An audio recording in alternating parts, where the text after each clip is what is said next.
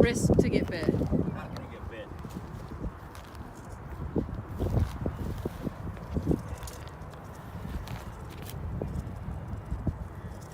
Okay, let's come over here. Yes, get some pictures of it. Okay, hold on, just leave them there. Just watch where you're walking there, Mike. I'm just taking a video.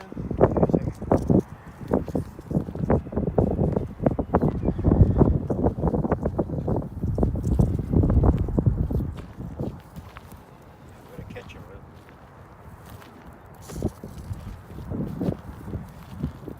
He's coming to him. Look.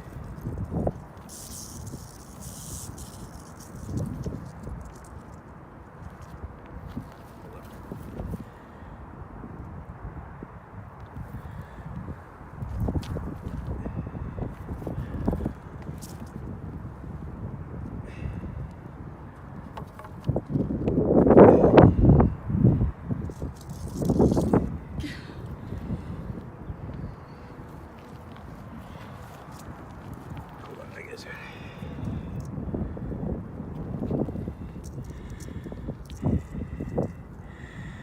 There they are. Yeah. Little fangs, boy.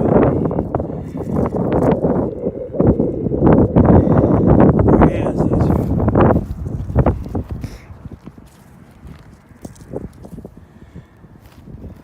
Can't even hear him. What a beautiful day. Spring day, have some wildflowers out. Love hiking out in the desert.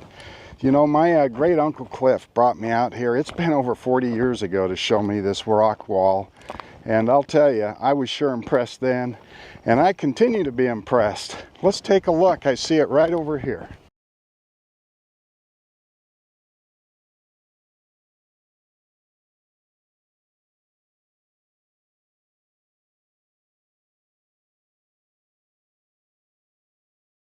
I'll never forget coming here 40 plus years ago with Cliff and seeing this rock wall. Boy, it sure amazed me and fascinated me. And in particular, I remember this opening through the wall here and wondering if it's some kind of an ancient passageway, that this could have been a wall that protected an ancient city. And one thing that's really pretty fun about this is almost nobody knows about this place. A small handful of people know about it.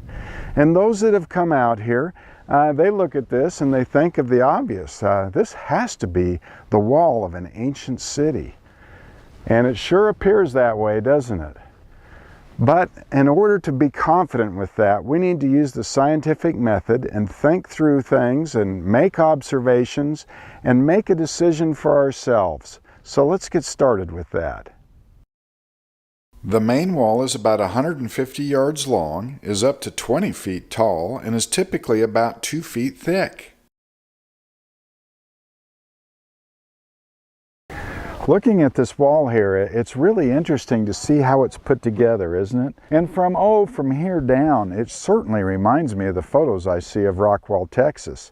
I wish I could show you those photos, but they don't seem to be publicly available. They're all copyrighted. But boy, it's really interesting, isn't it? Now, of course, being a geologist, the first thing that I start to think about, is there any way that this could potentially be a natural phenomena? And my mind starts to go through other wall-like features that I've seen that are geologic in nature. Hiking in the somewhat alien landscape along the Shoshone River not too far from Yellowstone National Park is a good place to see a type of natural wall that many are familiar with. This wall is a volcanic dike that formed as molten rock under extreme pressure fractured the earth, forcing its way to the surface. This particular one is associated with a giant stratovolcano that was active about 50 million years ago. It's much older than the Great Volcano of Yellowstone.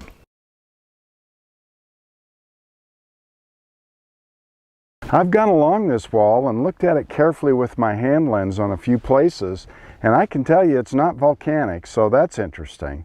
It's made of sandstone. There is another type of natural wall we can compare it to, and a great place to see this type is along the spectacular Clark's Fork Canyon. One of my very favorite rock walls right here. Just beautiful, nice smooth surface. It's bigger than you might think, as you'll see when we see some drone video. And in fact, when you're looking at the drone video, see if you can figure out how this formed. I'll tell you what, there is a clue on that mountain way back there behind me.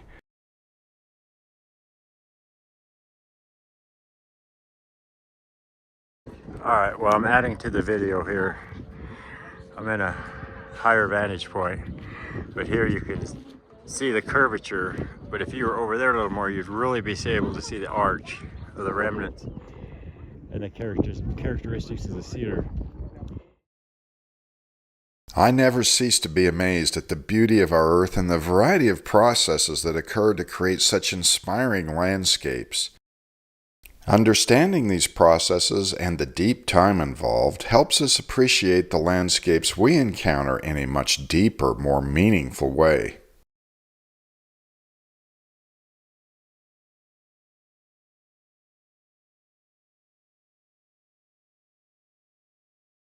What are your thoughts on the formation of these rock walls? Let's take a look at the nearby mountain that contains clues that I mentioned. Hopefully you notice that the great rock formations have been dramatically deformed, creating a giant fold.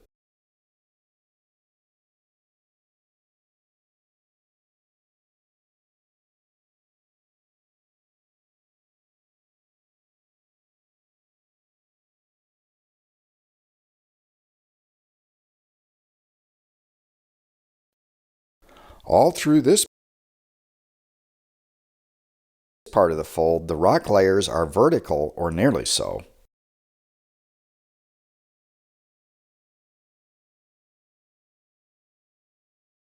We see some amazing walls along the front of this fold.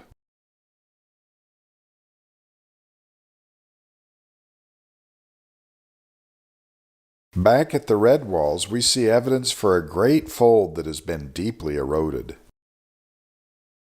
A whiteboard drawing to help us understand the formation of these majestic, beautiful walls we've been looking at.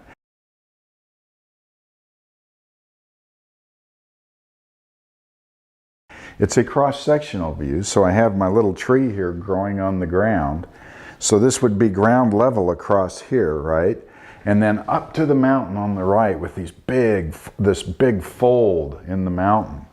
The dashed line is simply representing a rock layer or a formation of rock that has been eroded.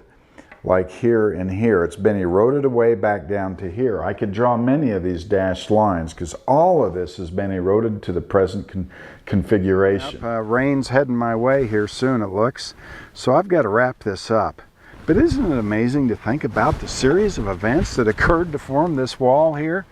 You know, this great earthquake that must have terrified all the early mammals out there, the early hippos. We had Eohippus, the small horses out running around. We had crocodiles in the rivers swimming about.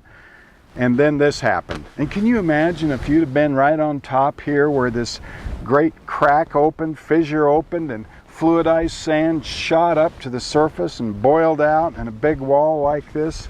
Boy, it'd be a bit exciting, wouldn't it?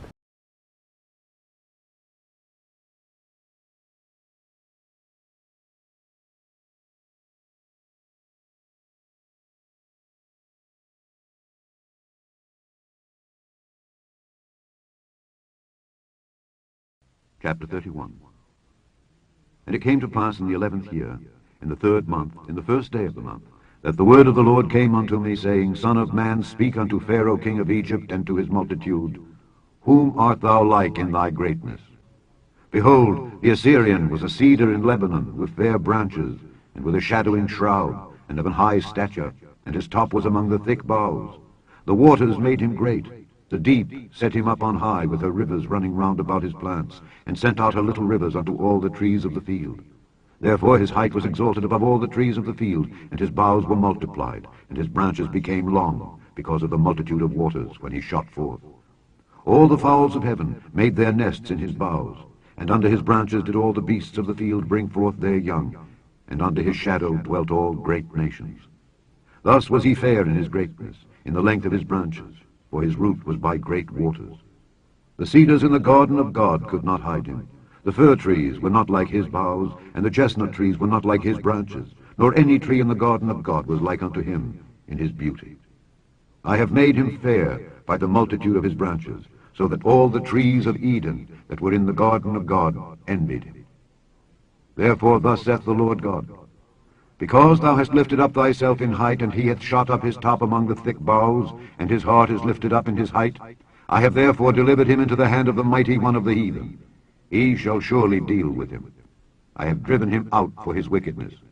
And strangers, the terrible of the nations, have cut him off and have left him.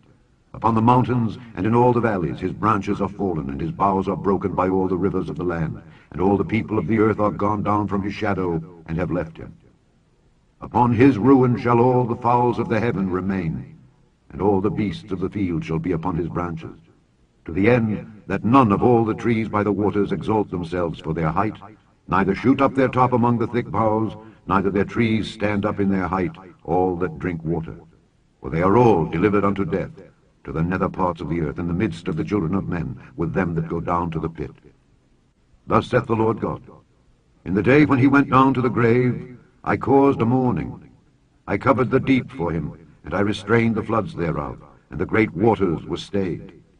And I caused Lebanon to mourn for him, and all the trees of the field fainted for him. I made the nations to shake at the sound of his fall, when I cast him down to hell with them that descend into the pit. And all the trees of Eden, the choice and best of Lebanon, all that drink water, shall be comforted in the nether parts of the earth. They also went down into hell with him, unto them that be slain with the sword, and they that were his arm, that dwelt under his shadow in the midst of the heathen. To whom art thou thus like in glory and in greatness among the trees of Eden? Yet shalt thou be brought down with the trees of Eden unto the nether parts of the earth. Thou shalt lie in the midst of the uncircumcised, with them that be slain by the sword. This is Pharaoh and all his multitude, saith the Lord God.